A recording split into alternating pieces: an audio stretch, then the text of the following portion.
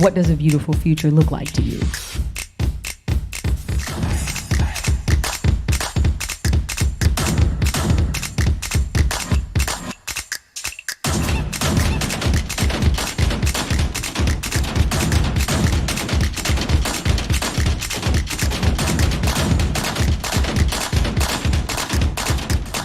You can flip a negative mood on its head.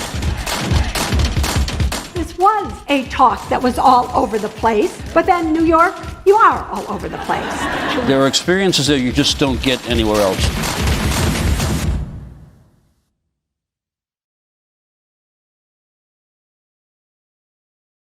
Welcome, everyone, to a three-part series about the past, present, and future of theater called The Way Forward.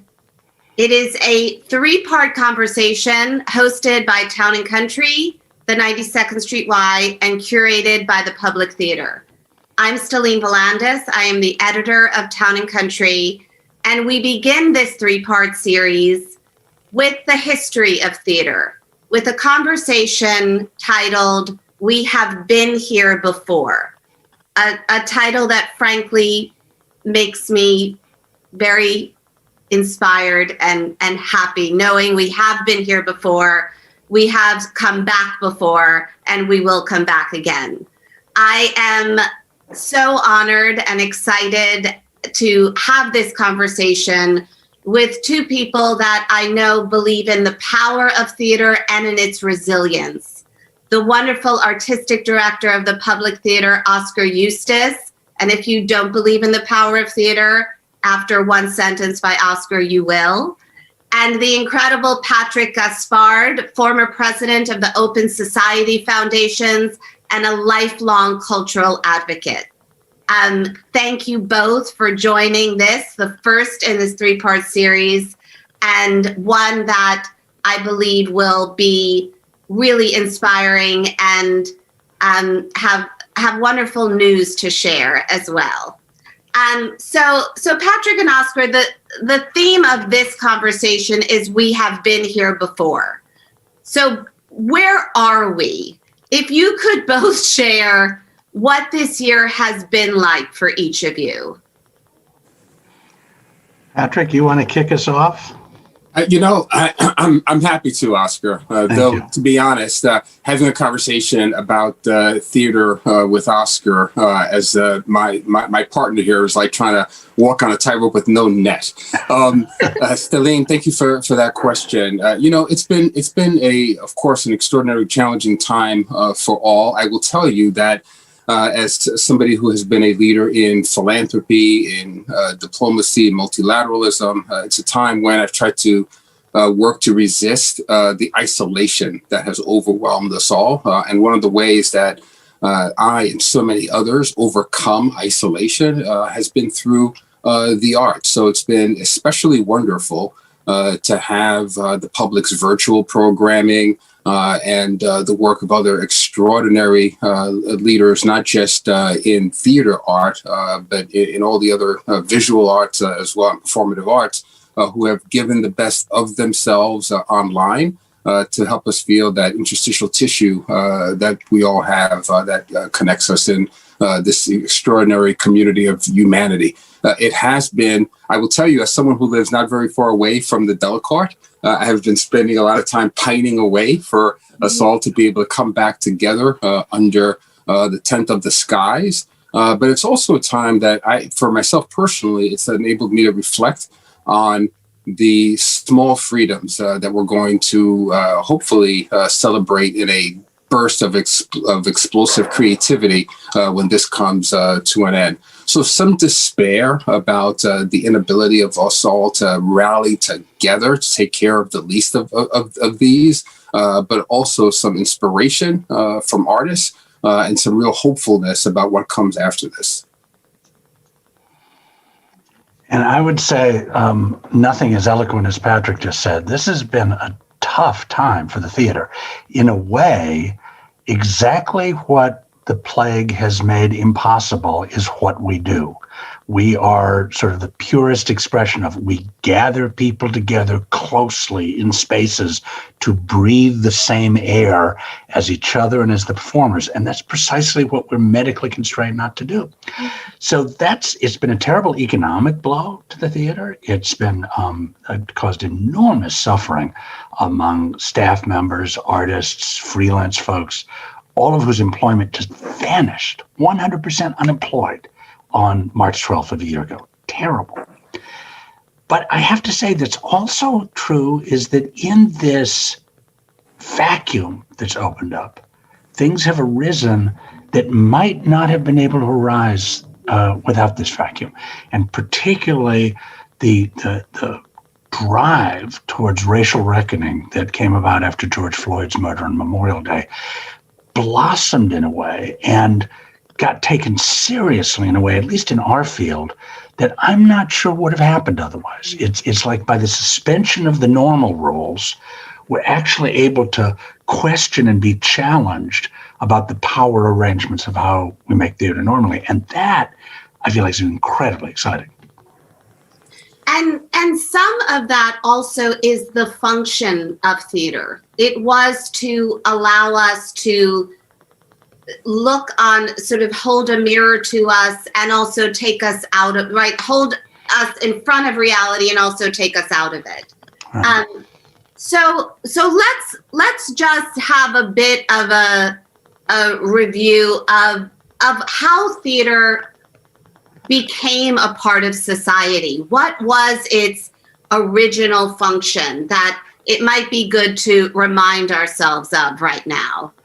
Well, the thing that I always say, because it's true, is that the theater and democracy were created in the same decade in the same city in Athens.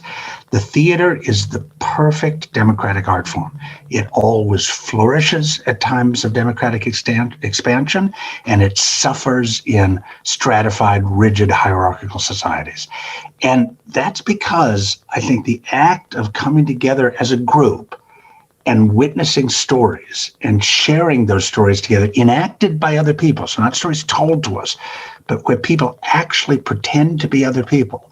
I think it fosters empathy, it fosters communication, it creates solidarity. What kind of groups are you ever in that feel as united as a theater full of laughing people, or a theater full of crying people, or our favorite, the theater where nobody's breathing because everybody wants to see what happens next? Talk about a cure for COVID. I mean, somehow nobody coughs during those moments. People have been coughing all night. You hit those moments and literally our bodies heal themselves because we're collectively anticipating what's going to happen next.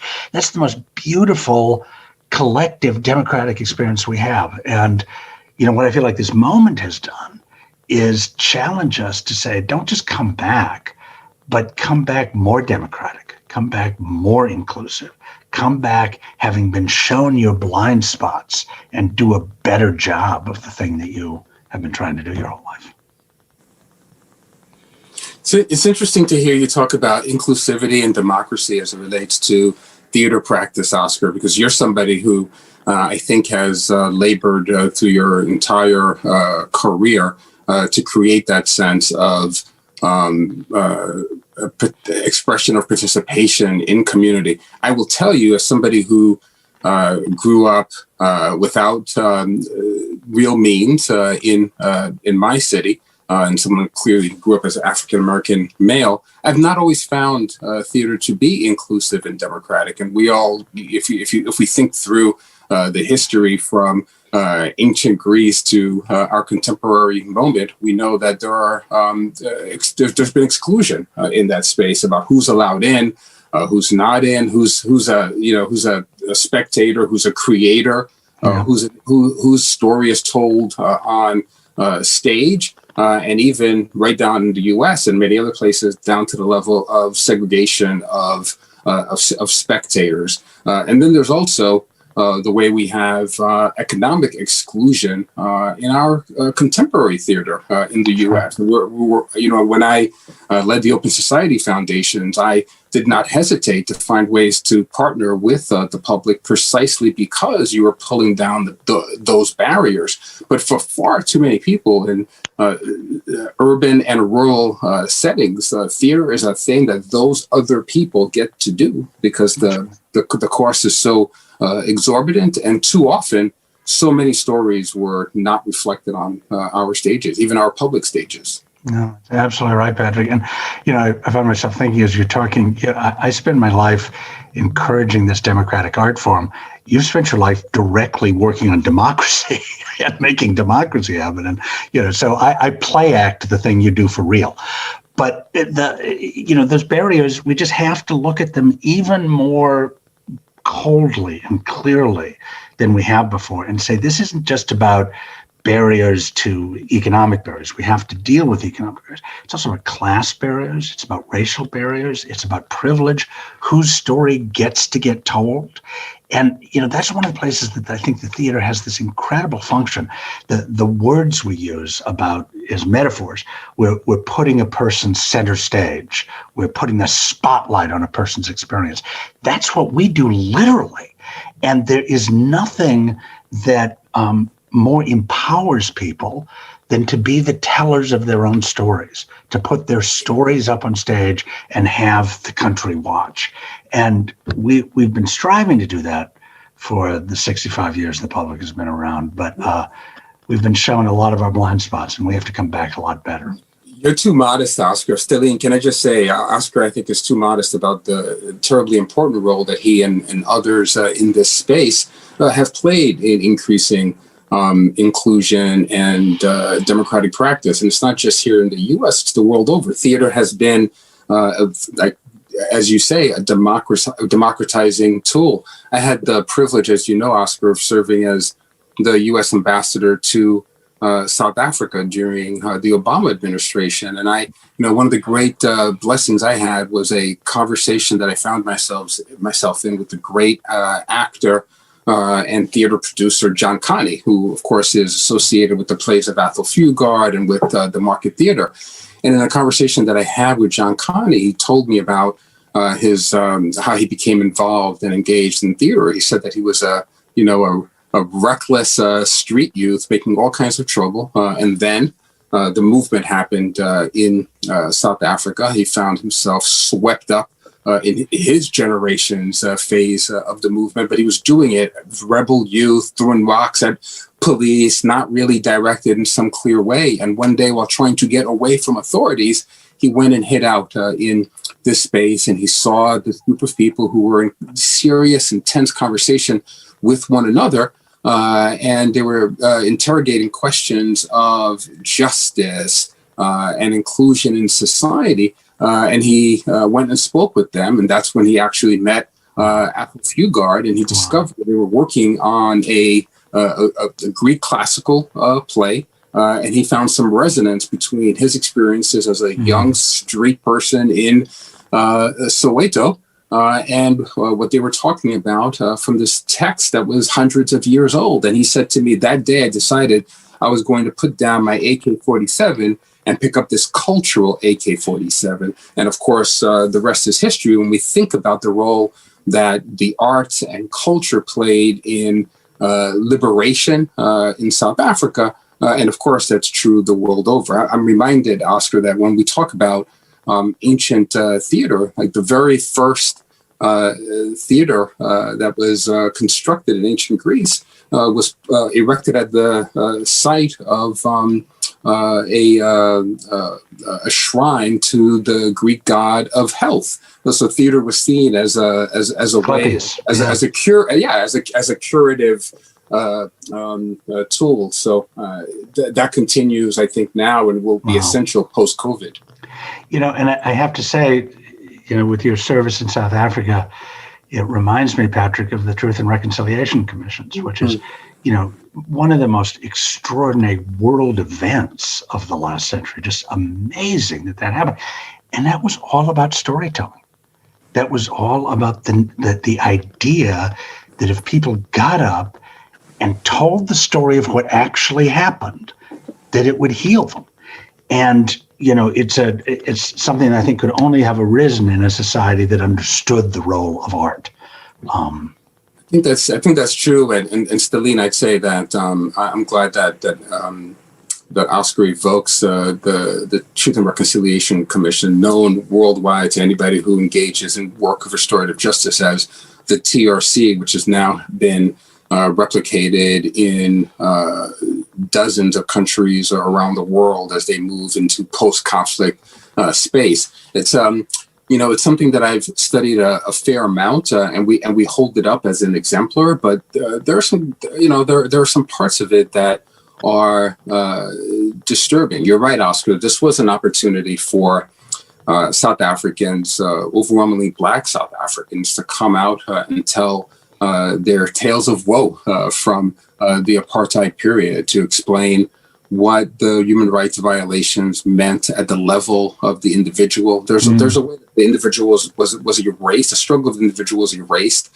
by the plight of nation and the need to commit to movement. But during the TRC, the crisis was broken down to its individual components, and I think over 21,000 South Africans gave testimony in about 140 public hearings around the country, where they described what occurred to them, who inflicted this harm upon them, and extraordinarily, on the other side of the docket, there were 5,000 South Africans who had been the perpetrators of this state-sponsored violence, who submitted their testimony and were seeking, in some instances, amnesty, and other instances, just seeking some kind of cathartic way to unpack the trauma that they visited upon others that continued to haunt them. So it was an extraordinary procedure, a set of procedures chaired by Nobel Peace Prize winner Archbishop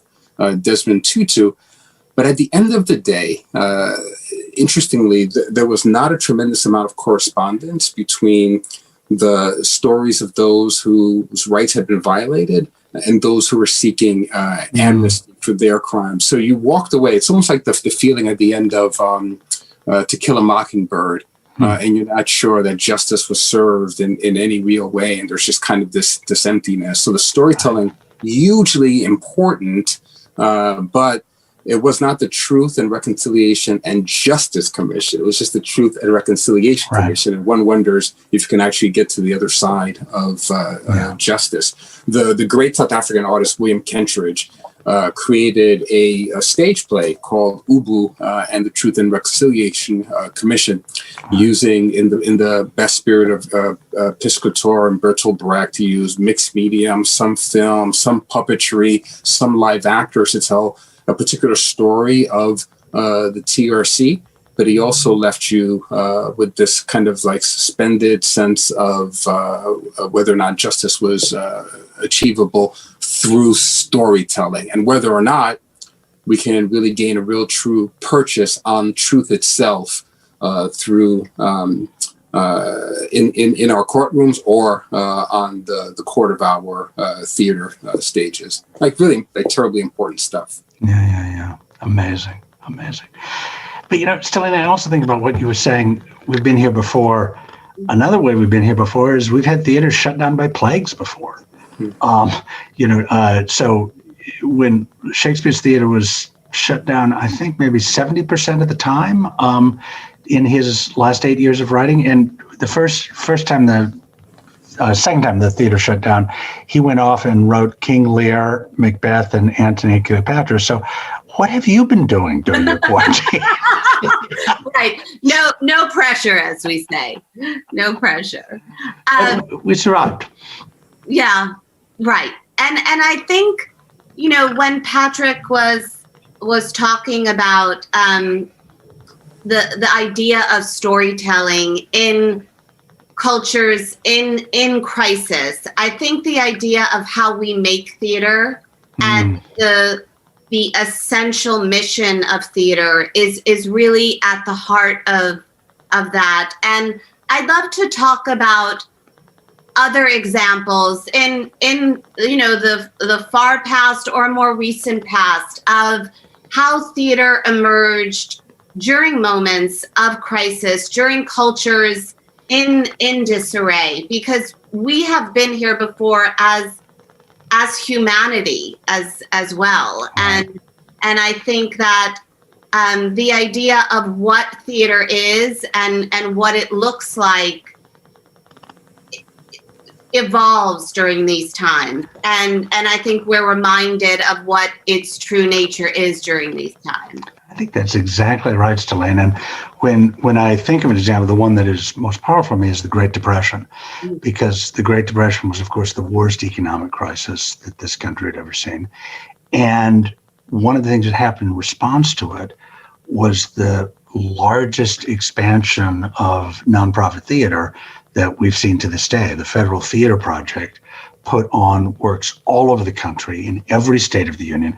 And it was created as an employment project as part of the WPA, just saying, well, artists, actors are workers too. We got to give them jobs. And by doing that, the side effect was suddenly you had great theater spread all across the nation, funded by the federal government. Now that moment of a crisis that the theater can use to spread its wealth more broadly is the model I hope we can have today. I hope what we can figure out is when we come out of this crisis that we have recommitted ourselves to radically expanding both who we're speaking to and who gets to speak on our stages. And I think we're going to kind of have to do that because part of this, I mean, everybody's going to come to the Delacorte because who wouldn't want to come to the Delacorte in Central Park? But, getting people into our little theaters downtown is not automatic. We're going to have to give them a compelling reason to come. And that compelling reason to come is how we prove our own worth. We have to demonstrate that we matter to people, and we have to go in our mobile unit to different neighborhoods. Not just eliminate the economic barrier, but eliminate the geographical barrier, the cultural barrier, and speak directly to folks. And I think if we can do that, we will come back strengthened by this period because we will be more embracing of the full diversity of the United States. I think Oscar's calling for us to have like a cultural czar in the Biden administration, or at least the Secretary of Arts and Culture, to elevate this moment. You're so right about what the investments in the 1930s into the 1940s meant for generations of theater artists, but also generations of theater goers as well, who had access to a different kind of powerful narrative. I wonder, Oscar, if sometimes, and this is something that I think can be sharpened and crystallized coming out of COVID, I wonder if sometimes the stakes have been perceived as too low for us in our arts practice in contemporary U.S. culture. I remember when a few years ago you mounted Julius Caesar at the Public Theater, and there was an actor playing Caesar who's, some thought bared a striking resemblance to the then president of the United States. And it caused quite a bit of controversy and debate and attempts at boycott. And of course, you just know how to stir the pot, Oscar. But it was really interesting for me as someone who has a difficult time separating arts practice from political practice and democratic practice. I had a difficult time making that distinction. And my heroes like Amy Césaire could not make that distinction at all. But I wonder if coming out of this, you think that there's going to be opportunity for that much more provocation on stage, and whether or not, following COVID, following George Floyd, the stakes are understood both by creative artists and by spectators of having been elevated in some way. That's what I hope. It's certainly what we are trying to do at the public is take this moment with great seriousness and say, coming out of this, we have to be better versions of ourselves. And for the public, being a better version of ourselves means reaching more people, not accepting. And it's not only, again, the economic barriers or even the cultural barriers within the city. It's also all of those red counties out there across the country who don't have theater in their midst. And how can we include them in our cultural dialogue? It's not easy, But boy, I think it's going to matter. I think sorry, Stellene. Oh, no, speaking of that, Oscar, I remember you talking about the boycott of Hamilton that was called for. Right. And you had a realization that many of the people that were boycotting Hamilton would not have been able to get tickets to Hamilton. That's right. And that was something that you took responsibility for. Well, Stellene, that's a great example of exactly what we're talking about now. That was a blind spot for me. I didn't think that the theater had turned its back on rural America. I thought they weren't interested in us. And then I suddenly realized, wait a minute, we never acknowledged it. But we've been boycotting them for most of the last half century.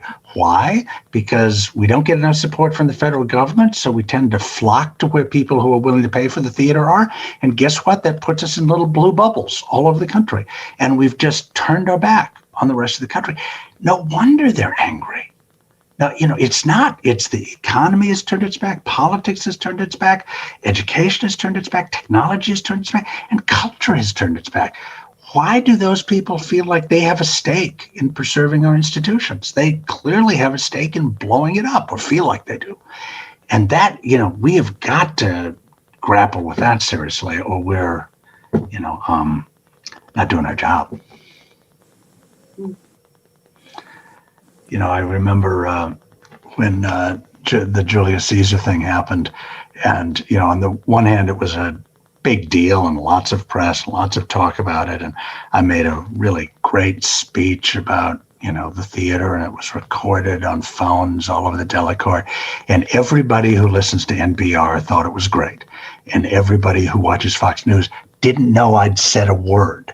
And I realized I just made entirely the wrong strategic. What I should have done is the second Hannity started yakking about Julius Caesar, which he did every day for 2.5 weeks, I should have demanded that I go on Hannity. And he would have made mincemeat out of me, but at least I would have been there saying, I care about what your viewers think, and what you're saying isn't true.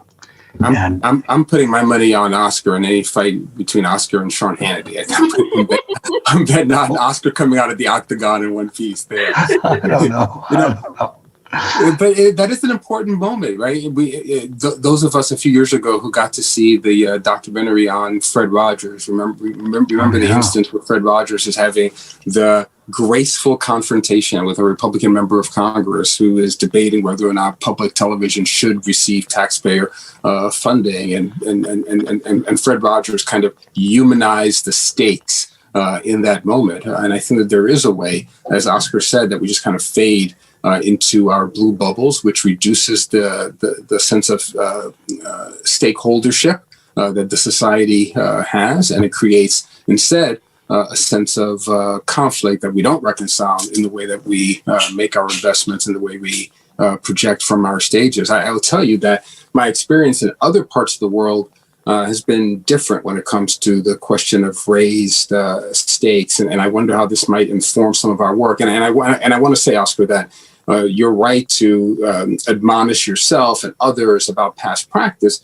But I also, if I could, Stellene, want to kind of endorse something that Oscar did take on, which is taking, if you can't get Muhammad to the mountain, you bring the mountain to Muhammad. A few years ago, Oscar in the Public Theater invested in a mobile, portable staging of Lynn Nottage's Great Place Sweat. And they took it away from New York City and the Broadway stage or the Public Theater stage, and went right to Pittsburgh, right to affected communities, and created this kind of dynamic conversation about the way forward. So that's usually important. But, as I think about the stakes, and I think about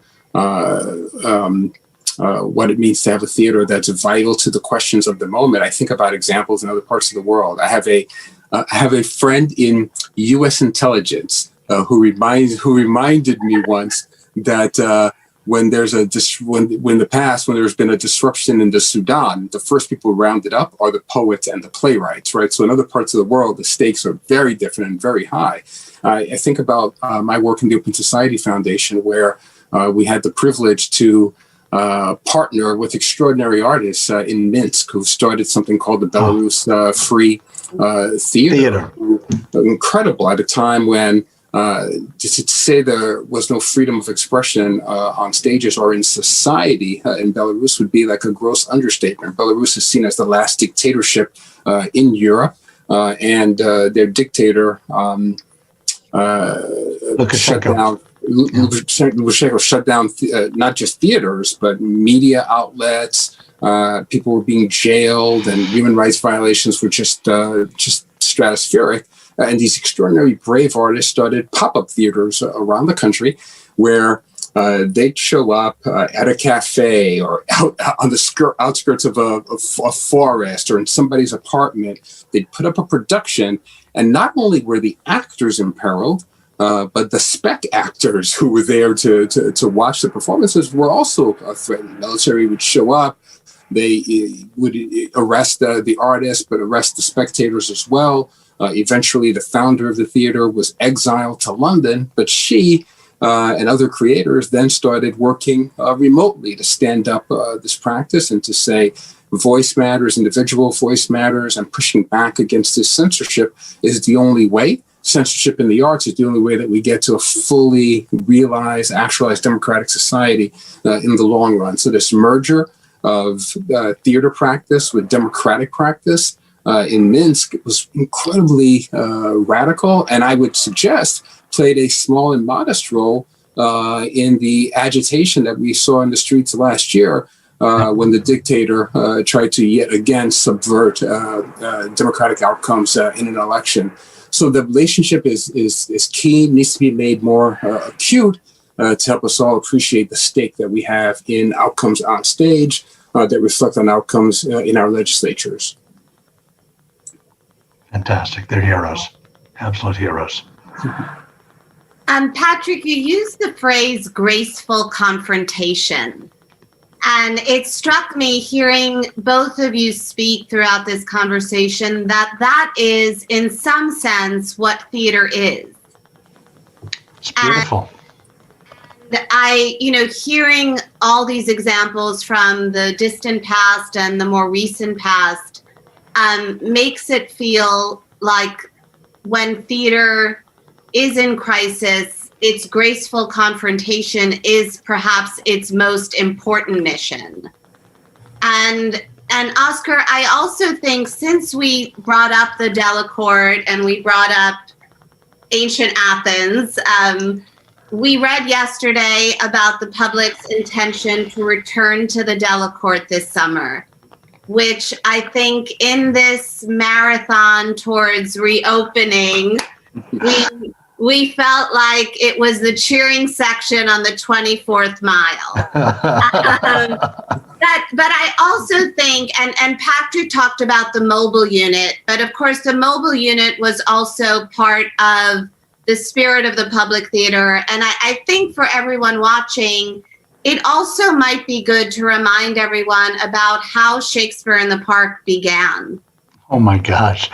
Well, it is a remarkable thing that I think we treasure the tradition of Shakespeare in the Park, but I think many of us forget that it was created to bring Shakespeare to everyone. That's right.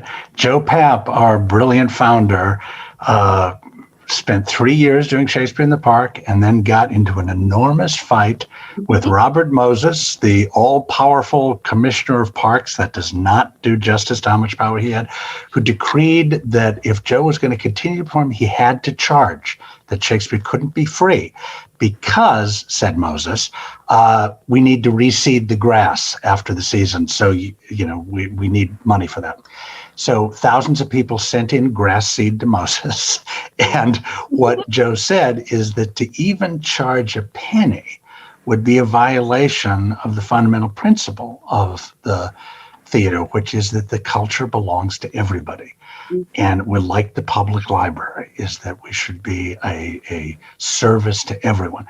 He fought that for a year. He got fired from his day job because he was called a communist by Moses. It was just a total mess. But at the end of the day, he, this unemployed stage manager, won the battle against the most powerful man in New York City, and judges decreed that Moses had betrayed in an arbitrary and capricious manner, and that Shakespeare could be free forever in the parks.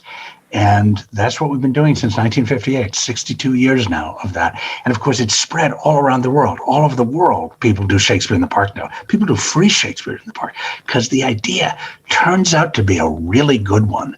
And, you know, the way we reach audiences that we just otherwise would never be able to reach is fantastic. And there's no, to my mind, I'm obviously viewing this from a particular point of view, but still, there is no better way to celebrate, announce, commemorate the reopening of New York City than by people going to free Shakespeare in the Park at the Delacorte.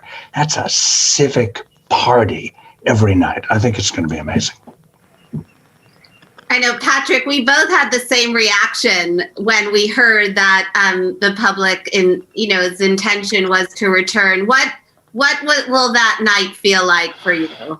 I'm just getting goosebumps just thinking about it. It's fondly have we hoped, fervently have we prayed for this moment. So I'm very much looking forward to it. I will tell you what is great, and I get very emotional thinking about this. But I'm a city kid, grew up in New York with my 5 siblings and immigrant parents who loved the arts and understood the educational aspects of it and just how much fun it was, but just didn't have the means to take us. And I remember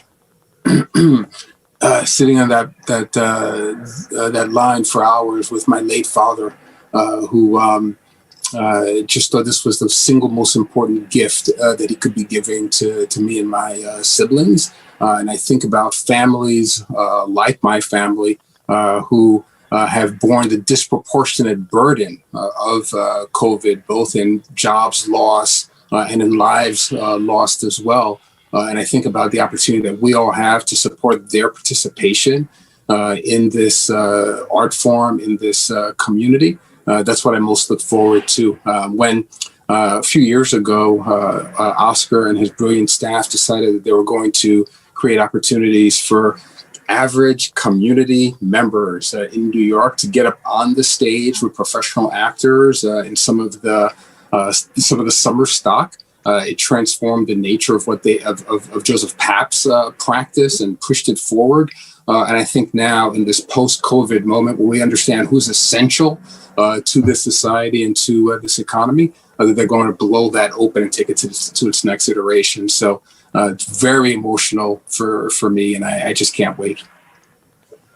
No, I mean, when we talked before about the stakes and making sure that we remind ourselves of what the stakes are when we're creating theater and making theater, but hoping that the culture at large also realizes how high the stakes are. And I think your experience of waiting for Shakespeare in the Park with your dad and him realizing what a gift that is, those are high stakes too. Really high stakes. Well, thank you. I think that if there is a silver lining to this year, it is reminding us all of the resilience of theater and also of what it means in our lives. I started thinking about these 3 conversations because, Patrick, like you, I walk by the Delacorte a lot in the park, and it was a really tough day in New York in I think May or June, and I thought all I want to do tonight is go to the theater. I need to get out of myself or feel a part of something bigger than just myself. And I realized for the first time in my whole life in New York, there was no place to do that. And that, if I didn't believe in the huge space theater plays in our culture, in our lives, that moment really, really underscored it. And hearing from both of you about the role theater has played, obviously in both your lives, but also in the life of this culture and in our future. I mean, we talked about the past today, but really what we talked about is what is ahead. And so I think that is a message we all need to hear and to believe and to keep spreading. And which is what we are going to continue to do. This is a 3-part series. Today we spoke about the history of the theater and the fact that we have been here before. And on April 26th, we move into the present to hear about experiences from a diverse group of artists and theater makers about what this year has been like for a conversation called Culture in Crisis. And I hope everyone that has joined today will join us then. I know that if I was watching the two of you speak, I would just want this conversation to continue and continue.